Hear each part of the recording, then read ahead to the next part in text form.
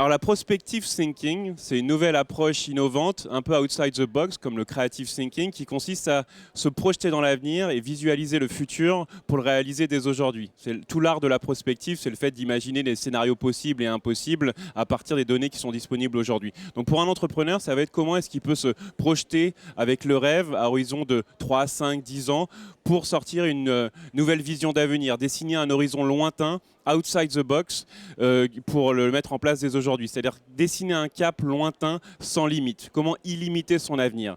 Et ça passe par une technique qui est la poésie d'entreprise, où en fait on va se projeter dans nos rêves. Picasso disait que tout ce qui peut être imaginé est réel. Et donc c'est des exercices en fait où à travers un process en plusieurs étapes, vous allez pouvoir vous projeter dans l'avenir avec des rêves éveillés, avec la poésie d'entreprise pour dessiner le cap de demain. L'audace est un élément essentiel pour tout entrepreneur. Et on dit souvent qu'il faut quitter sa zone de confort pour pouvoir voir la magie opérer.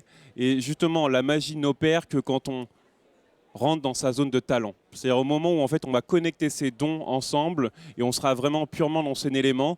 Et c'est là où ce cinquième élément-là, ça va être sa magie.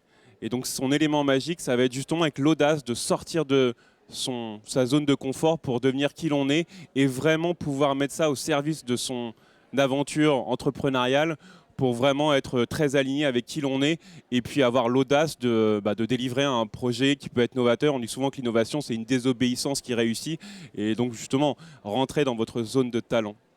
La vie d'un entrepreneur, c'est souvent un roller coaster au quotidien. Donc il faut pouvoir aller contre les vents et marées ou les monts et merveilles.